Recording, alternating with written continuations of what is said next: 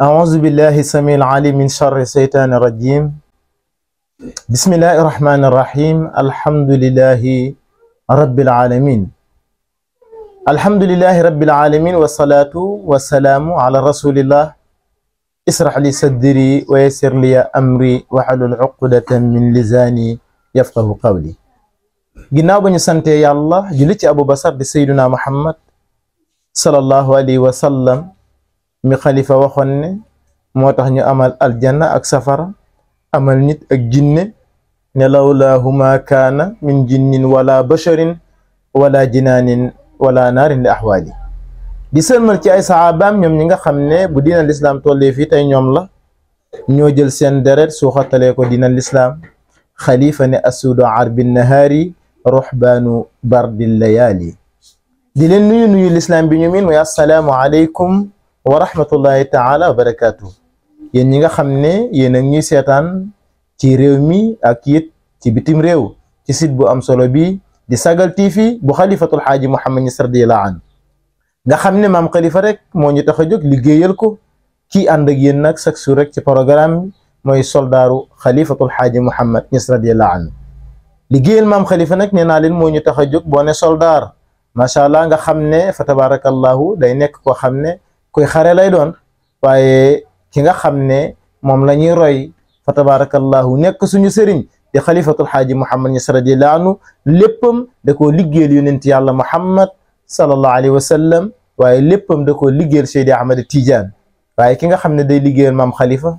ak ki du liggéeyal maam xalifa nag mënuñoo nekk benn ndax xalifa nee na waxdi bi kulla man tamasaka minni bi iqaa'in aw xidmatin aw nasibi kon gaa yi ñëw leen rek ñu jàppoo liggéeyal xalifatul xaaji Mouhamed Niass radiyallahu anhu di leen sant nag di leen gërëm ndax gis nañ abonné yi lépp macha allah partagé yëpp waaye gën leen a abonné gën leen a partagé ñu bëggee sayyiduna Muhammad sallallahu alayhi wa sallam ndax maam xalifa Niass radiyallahu anhu ki mu bëgg kan la yonent yàlla Muhammad sallallahu alayhi wa sallam te maam xalifa neewan na muzirtu uxdu wa umsi fi xubbi gayri rijaali sama xëy sama ngontu guddi bëccëg kenn laa ko jox muy kan sayyiduna Muhammad sallallahu alayhi wa sallam te maam xalifa ba tey nee na bu gaa yi yoree seen xalima di dagg xaatim waaye fa tabarakallahu ñu yéen seen kurus yi tudd borom bi subhanahu wa tabaraka wa taala nee na man foo ma fekk rek damay joobe rasulillahi in kaana lil naashi awraadun wa asraaru fa lii bi am daa i xutbul kawni afkaaru kon gaa yi gën leen a abonné gën a partagé ñu bëggee sayyiduna Muhammad sallallahu alayhi wa sallam ndax ñi nga xam ne ñoo ngi seetaan ci réew mi ak bitim réew la moo xam murid bi la moo xam xaadir bi la moo xam laayeen bi la yéen ñëpp gën leen a partagé ñu bëggee yonent bi sallallahu alayhi wa sallam xam nga Sénégal li ma am dafa rëy macha allah mag ñi nga xam ne moom lañ am ku ci mel ni maam borom Touba xaadimu rasul ku ci mel ni Seydi Haaji Malick Sy radiyallahu anhu ku ci mel ni maam Khalifa Niass radiyallahu anhu ku ci mel ni Baye Niass fa tabarakallahu demee ñëpp ki ñu doon liggéeyal kenn la yonent yàlla Muhammad sallallahu alayhi wa sallam kon dafa mel ni daal ne benn garab la goo xam ne fa tabarakallahu car yi dem na côté bu nekk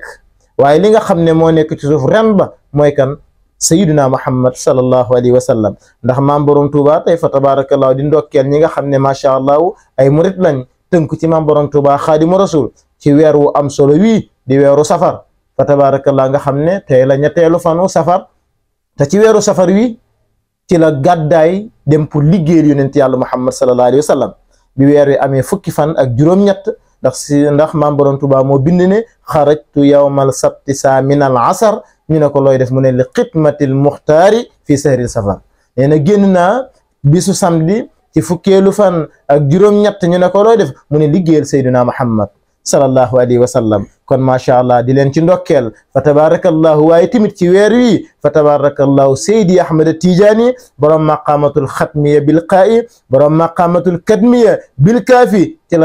ci la jëloon garab bu rëy ba fa tabarakallahu sayyiduna Muhammad rangal ko muy lan maqama katmiya nga xam ne katmiya googu dafa nekk loo xam ne lu nëbbu la amul kenn koo xam ne dayo ba xam na ko ku dul sayyiduna Muhammad sallallahu alayhi wa sallam. fa tabarakallahu maam Khalifa Niass tamit noonu dafa jëloon xalimaam rek di bàkk yonent yàlla Muhammad sallallahu alayhi wa sallam ca anta lil kawni bahjatun wa bahaa'u wa tajalat bi nuurika salmaa'u anta lawlaaka lam yakun kullu kawnin wala macha la anshawi shaqaaw di ko jagleel sayyidina Muhammad sallallahu alayhi wa sallam.